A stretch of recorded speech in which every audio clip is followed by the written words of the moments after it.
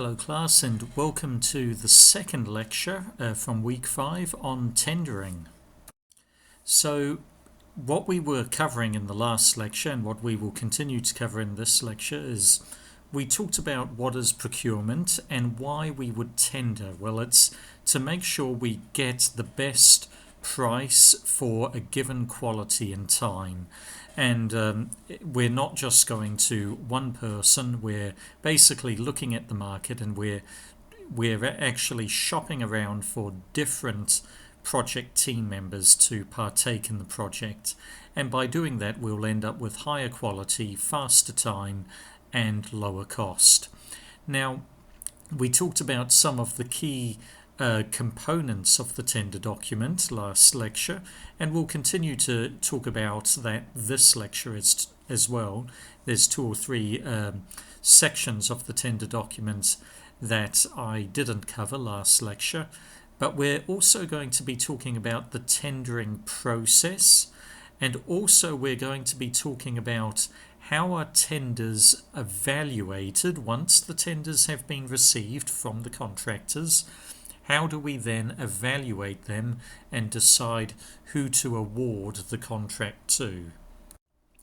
So we were talking last lecture about certain clauses inside the tender documents. We talked about the need to have a clear scope of works and drawings and liquidated damages, penalties for late delivery or low quality and so forth. And we also talked about something called EMD, earnest money deposit. Well, this is similar to an earnest money deposit. This is called a security deposit. Now, this is basically to ensure that the awarded contractor, the contractor who wins the tender, he will be committed to completing the work. Now, this is usually in the vicinity of up to 10% of the overall project price. Now, not the price for the entire project, but for the contract that this contractor has won. And this is basically to ensure that he completes the contract. And once he's completed it, he will get the security deposit back. So if it's a $1 million contract and it's a 10% security deposit, that means when he's awarded the contract, the contractor will pay $100,000 and the sponsor will hold that money until such time as the work is finished. And when it's finished, he will get the project price, his payment, and on top of that he will get his deposit back. Now, if the contractor for whatever reason does not complete the contract, well, he loses his security deposit. So this is a way of making sure the contractor is honest and he keeps to the conditions of the contract and he completes the work.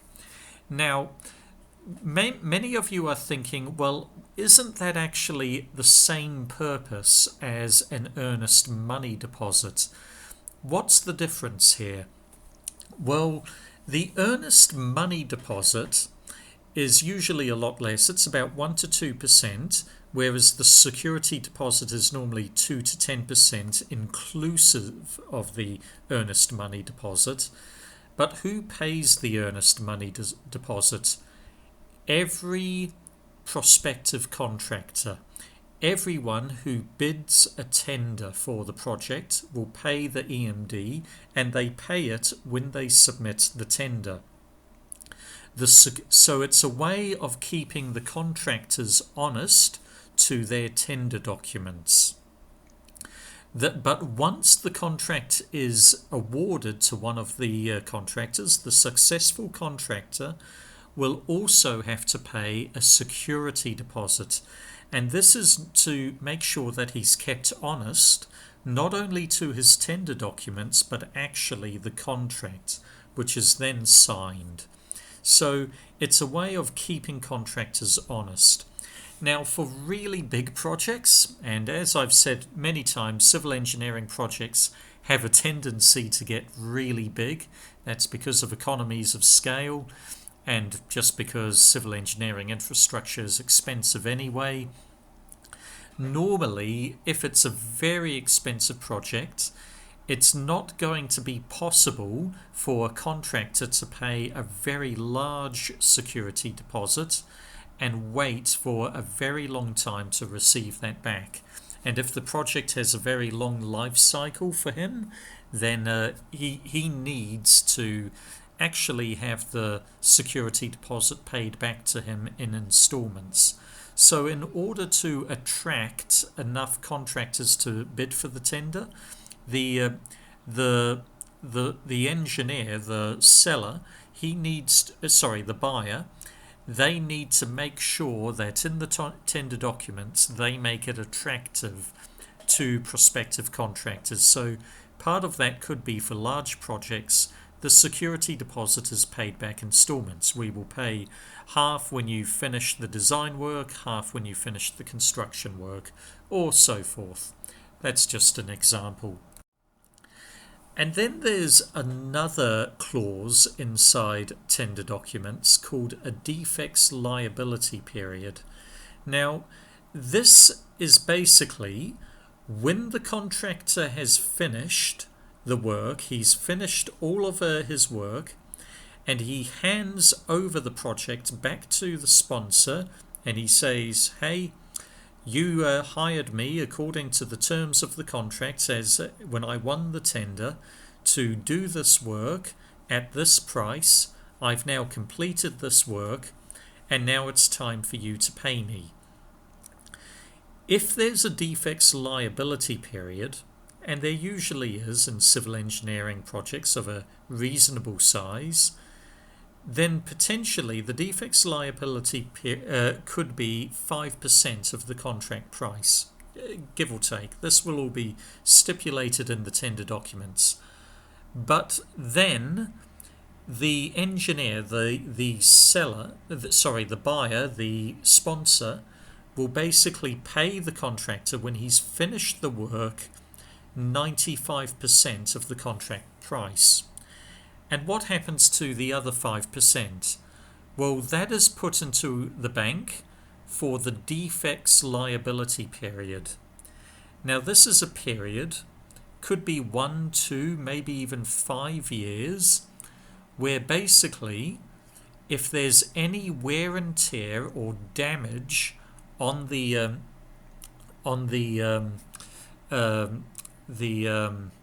project, if potholes start emerging in the road, then that money will be held back until the contractor comes back and fixes it, or the money itself will be used to fix the damage. Now, it can't be from damage that has come from use. So if I'm having a wild drunken party in my new house that Taba built for me, and there was a 5% defects liability for the first 2 years, and in the first month I have a big party and we get drunk, and Cardo, because he's the biggest party animal of them all, he smashes a window. I can't expect Taba to pay for that, because that's damage that I've inflicted onto the infrastructure. But if it's damage that has just come from wear and tear and basically poor quality of when they did the project the first time, well, in that case the contractor has to come back and fix it at his cost, or the defects liability money will go towards it. But once it's all fixed, the defects liability money will be handed over. Now, it's common for some big projects, they could have multiple defects liability periods. They could have one for 6 months, another one at 2 years, and another one at 5 years, and there could be a different portion of the contract price held back for the different defects liability periods. But that's a very good implementation to have in any contract. So this is one of the reasons why you need to have defects liability periods and why you need to have security deposits. It's to make sure that the contractor, he actually completes the work according to the specification, according to the scope of works. And so we often get some very strange failings in quality, but also in time and cost when things are not done correctly. So here's an example here, just for fun. We've got the sign here, thanks for shopping, and you can see the G on the end is a different font, it's a different size G. Yeah, that the contractor needs to come back and fix that. That needs to be changed. That's a defect, or it can be held back from the security deposit. You can see a water fountain where he's put the tap round the wrong way, a door handle round the wrong way. Look at this toilet. It's got a big hole in the door so you can open the door because the toilet was put far too close to the door. I don't know who's at fault there. Maybe it was the constructor, maybe it was the designer, maybe both. I don't know. Here's another one which is good fun. I think this was just a design fault. But yeah, you've got a bridge going over a swimming pool for absolutely no purpose because the swimming pool doesn't join up. So that was a design fault there. You've got a stairwell that goes into a brick wall. These are just all fun and games, just something to break the monotony of project management, to make you understand why we need to have good tender documents and good contract documents. Now, one of the documents which is very important in the tender document is the specification. What is the specification? That is all of the technical detail for the project, and it goes into far more detail than what you can put on the drawings. So in the tender documents you'll have drawings, and it'll show that there's a wall that is made of bricks that needs to be made, but in the specification you're going to be saying what kind of bricks, what kind of tensile strength the bricks need to be, what kind of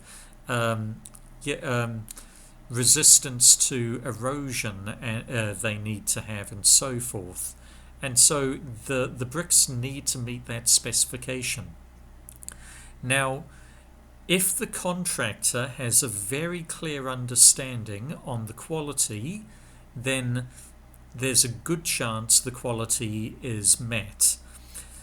If there is a low level of understanding on the quality and it's not given in detail in the specification, then the contractor is going to have a very hard time pricing his tender and making a bid. And so he will probably make the decision that he's going to bid a low quality, low price, because he's going to assume the engineer cares more about price than quality, because he hasn't really gone into a lot of detail on the quality standards that are to be expected. And it's really helpful to make references to standard engineering and building standards. These are standards which talk about guidelines for necessary strengths of materials or types of concretes that can be used. Making references to standards is great because it means you don't have to write such long tender documents. You can just reference standards which already exist. And you can see there you've got a little meme of Clint Eastwood saying, go ahead, make my day, ask me to estimate a project when I don't know the specification. It's very hard to make an estimate when you don't, or make a tender if you don't know what the specification is. If Taba came to me and said, Alan, I want I'm accepting tenders now for building my house, and she gives no other details, she doesn't tell us how many rooms the house is or what the square meter of the house is or anything like that. It's going to be impossible for us to give appropriate tenders with the quality that she expects. Now, another clause which can be very useful for tender documentation is to have pre-qualification of contractors. Now, this is basically because the tender documents, they can be very large documents, and sometimes they may have sensitive information in them that you don't want going to the public. You need to actually make sure that the prospective contractors that you're sending it to, you trust them. And to do that, you could have a pre-approval system. And this could be basically based on experience, track record. You could have a government registration, skills capability. You could make a list of all of the companies you're willing to have tender for the project, and then you can actually write to them individually and say, please tender for this if you so desire. Or if it's an open tender and you are saying anyone can tender for this, you're saying you have to meet these pre-approval requirements. You have to have a government registration. You can't be a company that's never worked in KRG before or something like that. And government projects, they normally would have a contractor registration. So in order to bid for government tenders, you need to actually be registered in the government registrar. And so they've basically got a system where they approve people for different kinds of tenders. So when I was in Oman, I actually was government registered to tender for projects for engineering design relating to water reticulation, project management, and renewable energy. And I was allowed to bid tenders for projects worth up to $100,000. Any projects larger than that, then basically they had deemed that I didn't have the skills required. My company just wasn't big enough to handle that, which was true. So by having this pre-qualification, it actually saves you time if you're the engineer. If you get hundreds of tenders in for a project that you're trying to find a contractor for, that's going to take you a long time to read through all of those tenders. And if most of those contractors are just not appropriate, then you're wasting a lot of time reading through all of their documentation when they're not actually capable of doing the work. So having a pre-approval basis, that can help you streamline the key contractors that have a chance of winning the contract. That's another meme. This is not related to project management, but to real estate agency. If you're a real estate agent, often if you have you're showing very big, expensive homes, you would only show it to people who you know are serious buyers. And so you might have a pre-approval system, and that could be a deposit or something. So you're not just showing people who have no intention of buying the house, but just want to look at the house. And my mum's like that. She loves visiting houses just for viewing houses, and I think it wastes a lot of people's time. So often in real estate agencies, they now have a pre-qualification for being allowed to see a home if you're thinking of buying a house. So that's another example. Now, what happens when all of the contractors, they submit their tenders and they submit them before the deadline, As I said, these could be some very large documents. They're for very large projects, so they could come in boxes like this. Usually it's done by paper, not electronically. The reason for that is because people are scared that a rival contractor might hack into the system and find out what they're bidding, and then they can undercut them. So it's normally done by paper, and it's submitted by hand to the tender officer. And that officer will keep all of the contract documents, all of the submitted tenders under wraps. It will be kept in a locked room, and he will not open them until tender evaluation day, when all of the tenders have come in. Because the moment he breaks that seal and he starts letting the tender evaluation committee review a tender, then the other contractors may get information. They could bribe members of the tender evaluation committee for information so that they can submit a better tender to win the contract. And that's a big problem. So then sometimes what we will do is, when the bids are opened, we will have a bid opening ceremony where all of the contractors can come and they can watch the tender evaluation committee from the sponsor, from the engineer side, open the contracts at the same time. And that way they can have confidence this is being done with integrity.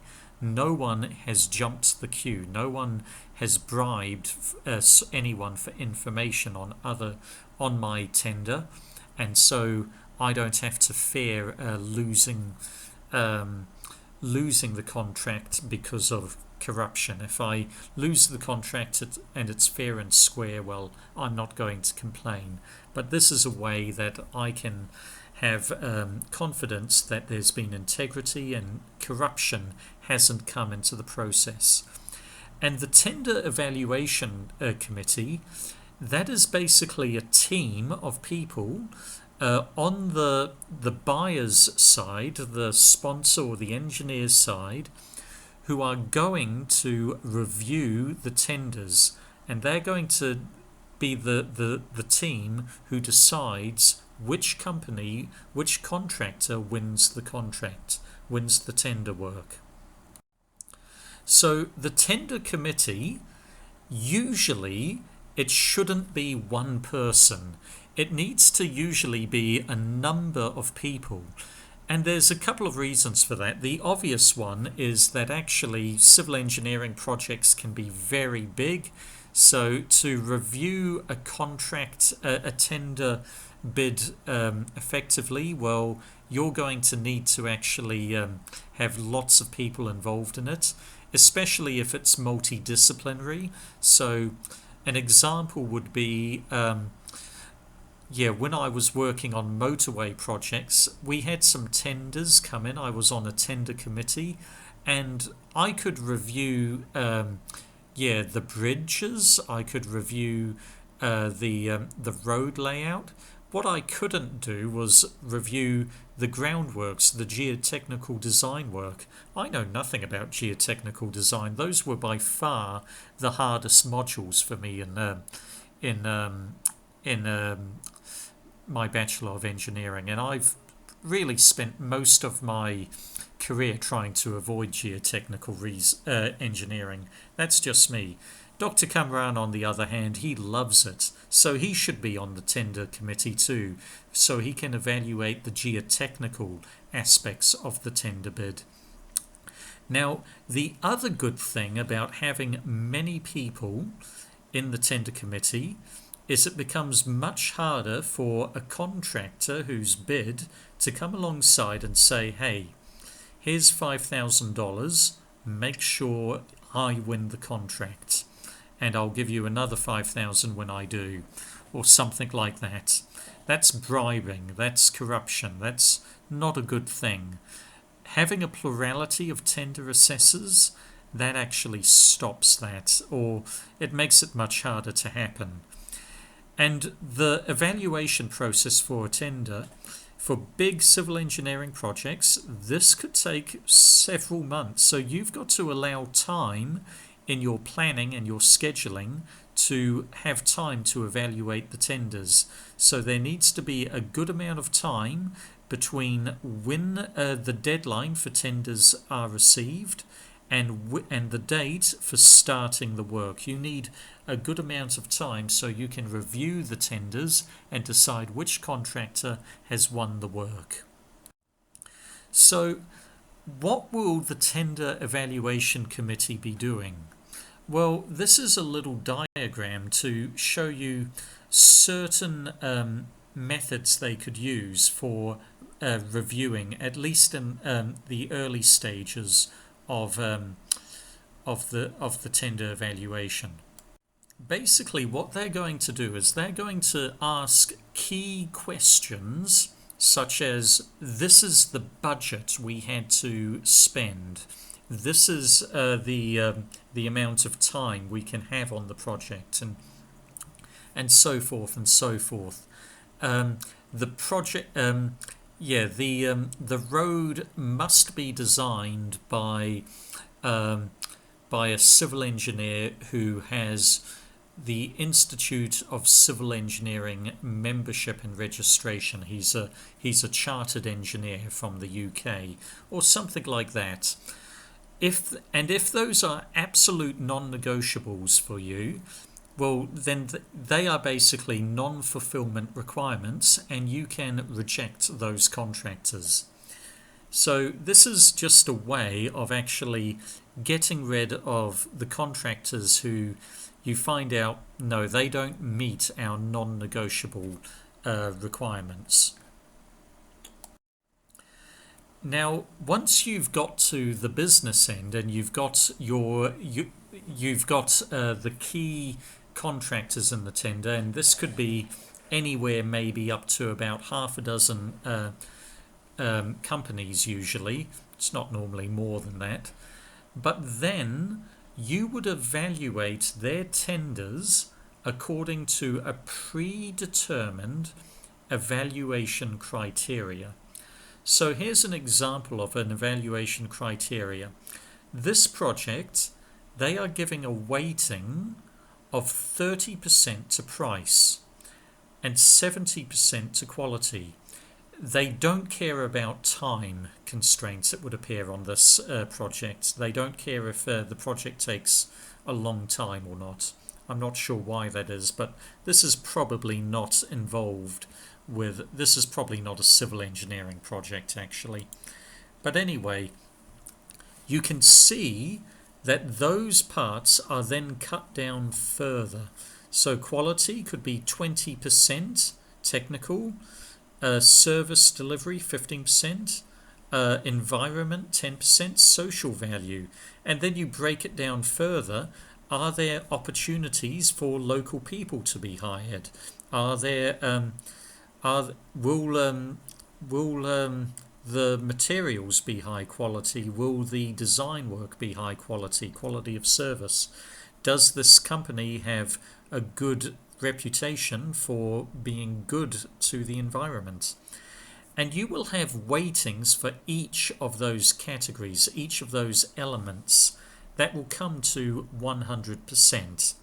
Now, how you divvy up those weightings, that will depend on your project scope and what your priorities are. It would appear on this project, quality is a very high priority, followed by cost, and time is not a priority at all. They don't care about that. But anyway, that's just an example of a tender evaluation criteria. Now, I've got a question for you. Should the tender evaluation criteria be made known to the prospective contractors in the tender documents, or should this be kept secret? Well, actually, it should definitely be made known to them, because this gives very clear understanding on what your priorities are for the sponsor. It it gives a good understanding on the scope of the work, the scope of the project. What is the balance between cost, time and quality for the buyer? And so this actually helps. And for example, with this project, they've given an element weighting of 7% for opportunities for local people. This means that they are going to favour companies that hire local people, that hire local Kurds in the work, rather than companies that hire Indians or Nepalis from overseas. They just have they value that. There's that could be that's often the case for a lot of government projects, actually, because part of the reason for government projects is often that they want to create jobs for local people. This could be part of the weighting. Now, if I've got a company and I'm looking to contract and bid for this tender work, I can look at that and I can think, you know what, I have workers who are from Nepal and India, but I also have Kurdish workers too. Which workers will I actually present as being the workers who will work on this project? Well, if I know that this sponsor, this buyer, this engineer cares a lot about local employment, I'm going to submit the CVs of my Kurdish workers. And this is how you would then go and evaluate. Basically, for all of the different criterions or elements, we call them criterions, or usually, we would give it a score. Now that score could probably be out of 10. You've got a legend down there where it's fully accomplished, 7 mostly accomplished, 3 partially accomplished, 0 not usable at all. It's no good.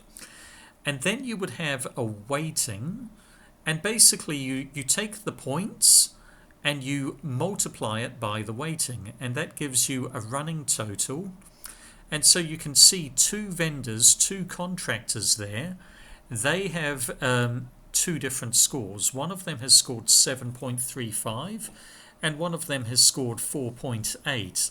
Well, that means that you should probably go with contractor A, vendor A. Now, doing this evaluation criteria, this is a great way to make sure you're not letting your emotions take over when you're evaluating. You're not saying, I really like Cardo from company B, so I want to give the work to him. Or it also stops corruption. Potentially Cardo from company B has bribed me, but if I select company B and yet my evaluation criteria shows I should have gone with company A, that's a red flag that I've been corrupted and I should go to prison. Now, the other thing that you can see there is another column for must. And basically, the must column is basically a minimum score that you must meet for each element. Now, if that is not met, then you get a red box, you get a 3. And if you have any of those 3 red boxes, it means you can't actually do the tender. That is a non-negotiable that is not being met.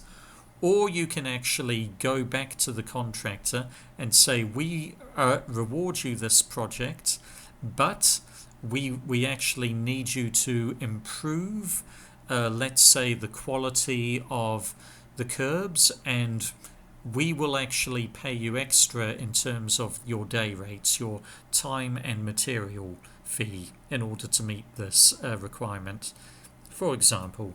So that's how you would go about doing a tender evaluation. And I've done a few of these, but some of these can be very detailed. The $20 million hydroelectric dam refurbishment that I was involved in back in I was involved in that 2012 to 14. That was a 20 million project. We actually had over 300 criterions. We had over 300 different rows that we were looking at. And the weightings and the points, they were all determined before we had the tenders in, and they were given out in the tender evaluation. So I've told you a lot about tendering now, but I'll tell you what, tendering is something which is done very, very poorly in the KRG, and that creates a lot of problems. Now, one of those things is tender documentations. The government workers for government contracts, their tender documents are often not very detailed, and they often have a very unclear scope of works. And so that makes it very hard for the contractors to estimate, because they don't know what level of quality is necessary. They don't know what level of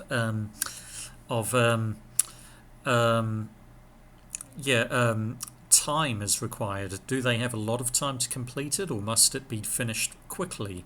They don't know.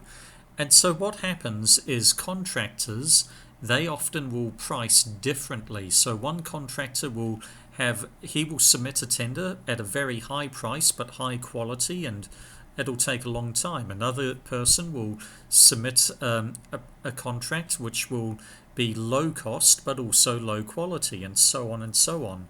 And so when the tender evaluation committee get together, how are they going to compare those contracts? Well, they're not going to be comparing apples with apples. And so that makes it very difficult. By the way, one of the things which is usually missing is the tender evaluation criteria. That would be something that would really help contractors submit better tenders, all of them. Now, the other big issue is I've told you all about the importance for secrecy. It's very important that tenders are kept sealed and they're only opened on the deadline day and so forth, so there's no opportunity for corruption. That does not happen here in Kurdistan. There is bribing and corruption happening left, right, and centre. It's a big issue. And often it's not actually corruption by bribes. It's not actually, there's no money exchanging hands. It's basically just a sharing of information which is not even. So an example would be, this is an example from Oman. When I worked as an engineer in Oman, but the same could apply for the KRG. I submitted a tender for a project where I was basically going to be designing an irrigation system for a farm. And I basically put the price in at around $6,000, give or take. Now, the deadline was... Okay, I'm making up some of the details here, but you get the point. The deadline was March the 10th, but I submitted my tender on March the 7th. So I still had a bit of time, but I submitted it. Now, on March the 9th, I was talking with a friend of mine who actually worked for the ministry, who I was tendering the business for. And he said to me, "Oh, another contractor has actually bid for the work, and he's only charging $4,500 because he heard you were charging $6,000." And I said, "How the heck does he know that? He shouldn't know that. It should be done secretly. I've been undercut." And the issue was that contractor had become good friends with someone on the tender committee, And he basically used to go and smoke shisha and play cards with him at night. And in the course of an evening, he was able to glean this information out of him. And so I lost the tender, I lost the contract. Now, I wouldn't have minded if I'd lost the contract ethically, but as it was, I had lost it because of corruption. Even though money hadn't changed hands, there had been an exchange of information which wasn't fair. Now, that's annoying because it took me a whole week to prepare the tender documents. So for me to actually submit a tender, it does cost me in time, even if there isn't a tender bid. Now, often that's actually another thing I haven't put there, but bottom point, they often have tender fees rather than earnest money deposits, and so that just pushes up the cost for all projects in Kurdistan. There's often conflicts of interest, so members of the ministry who are sponsors, who are putting out the invitation for tender, they have shares in the contracting companies that are bidding. So they have a personal interest to award the contracts to their contractor. That's corruption again. As well as that kind of corruption, there's also bribery and wasta. So I've heard from a few contractors in the real estate business. They are complaining that Hameen Group has too much wasta. Hameen Group, regardless of whether it's a good company or not, they win more projects than they deserve because basically they have influence in the government. Maybe they are bribing the tender evaluation committee or other members of the government so that they can win government projects. Now, I have no idea if that's true or not. I'm not slandering Hameen Group, just to make that clear. Please don't tell the CEO of Hameen I've said this. Hopefully no one's listening to this lecture from the Hameen Group.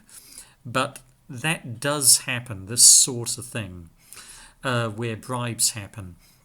I do have a friend who has his own company. You can look it up online. It's called Terracease International. And this is a company that does groundwork investigations for the oil and gas industry. They're basically investigating oil reservoirs. He bid for a project in Barzan, and he got a phone call after the tender bid, and the sponsor said, "You've got the project, you've won the contract, you just need to pay me $10,000." And my friend Kevin said, "I'm sorry, I'm just not going to do that." But this is a big problem. There's a real culture with Chinese companies, because they do this in China a lot. They will actually bribe Kurdish ministers and people in the agencies and departments who are in charge of these projects in order to win the contract, to win the tender. Now, all of this often happens because there isn't actually a tender evaluation committee, and there isn't actually a very detailed evaluation criterion. And so basically there's one guy in the government office, he receives all of these bids with the tender, and he can basically decide which one he wants with very little oversight. And that's really problematic. As I said, a tender evaluation criteria and a tender committee with multiple people, that can really stop corruption at the get-go. And finally, one of the big issues with KRG is often there's no feedback given to the unsuccessful contractors following their evaluation. Now, normally, if you have failed in a contract, you don't share information about the successful contractor, but you would often have a closeout interview with all of the contractors one by one and say, "We thank you for submitting the tender. We read through it carefully. The reason we are not giving you the contract is because you don't have enough experience, and you can see that here in the tender evaluation criterion. We did actually give a fairly good weighting for experience, and you don't have a lot of experience of doing this kind of work. And so we just didn't want to take a risk on you. So I hope you can understand that, and better luck next time. Please bid again. Now, that never happens, which is often and the reason for that is often because of corruption, and they can't really tell a contractor, well, the reason you haven't won the contract is because you didn't bribe me enough. And so all of this is happening in the KRG. It's a real big problem, and there's a lot of room for improvement in tendering processes for the KRG, both with government projects and with private projects as well. What I have been quite happy to see is with NGOs, they are the sponsors for a lot of projects at the moment in the KRG, because they've come here to redevelop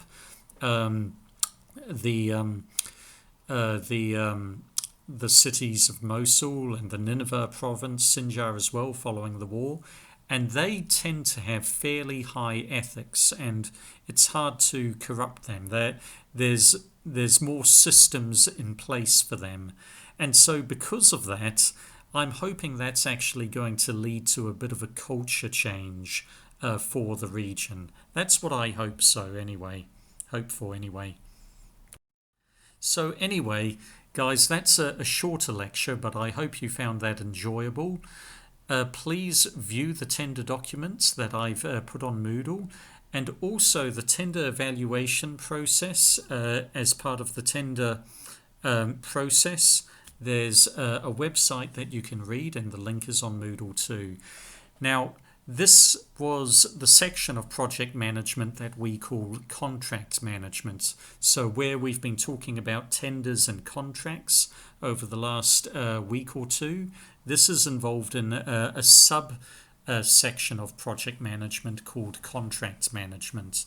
Maybe you're very interested in this sort of thing, and maybe this could actually be where you specialize. There's a lot of room for good work in contract management in the Kurdistan region, and also there's opportunities for research if you want to do that. How can we improve the tender evaluation process in the KRG, and so forth, and writing standards for tender processes? If any of you ever are interested in doing research for a master's or PhD in this area, please just let someone in at the university know. So thank you guys, and God bless. I'll catch you later. Bye.